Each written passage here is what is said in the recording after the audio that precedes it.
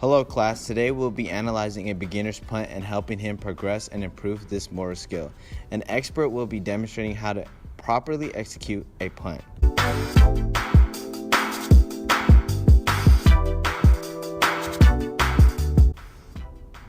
First, we'll be breaking down the critical factors of a punt. Critical factors include the final two steps. The punter will start stepping with his kicking foot, followed by a step with the other leg, leading into the final kick.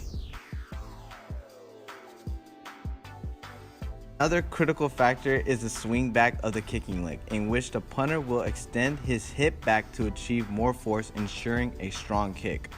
Next factor is dropping the ball, followed by the follow-through of the kicking leg. Once you make contact with the ball, make sure you continue the follow-through.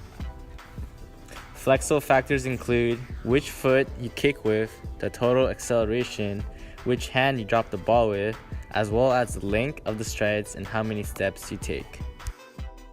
Here we have Joe as our beginner. Notice he is taking too many steps, holding the ball inconveniently with two hands, not swinging back, and not following through with his kicking leg.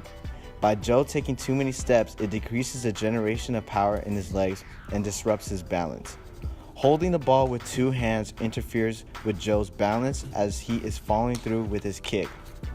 With Joe not completely swinging back and following through, he is unable to generate the maximum amount of force in the punt. When Bautista performs his kick, we can see how a football punt is properly executed. The mistakes that Joe commits, such as taking too many steps, holding the ball inconveniently with two hands, not swinging back, and not following through with his kicking leg. Instead, we can see Bautista has a strong parallel grip on the football with one hand. The hold on the football ensures that the football will be dropped straight down and flat. Using one hand allows the other hand to be free and used as a kicking point for the follow-through. We can also see a definite two-step approach in which Bautista plants strongly on his final step and cocks his leg back.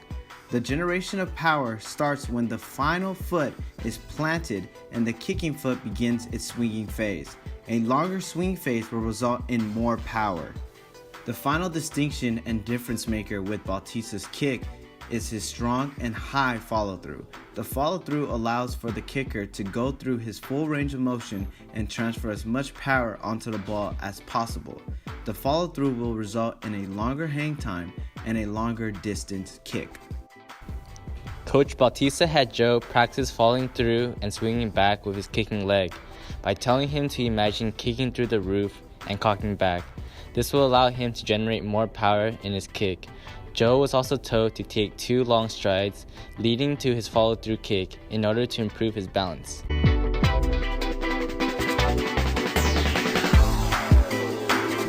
Next, Coach Bautista had Joe drop the ball correctly. He told Joe to hold the ball as if he was shaking someone's hand.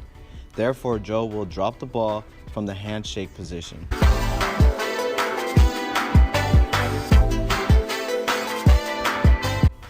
To progress in this drill, Coach Bautista will throw the ball to Joe so that he can practice gripping the ball in a handshake position and drop the ball from that hand placement. Next, Joe will progress to practicing his follow-through by telling him to kick through the roof as he dropped the ball from the handshake position.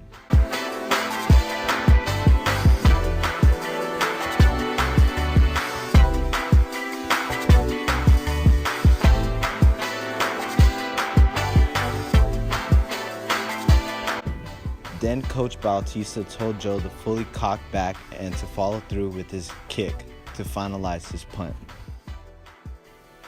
After each of the drills were performed, Joe attempted punting a football again, focusing on all the instructions he was given. His focus was external, and the punts increased both in distance and in hang time.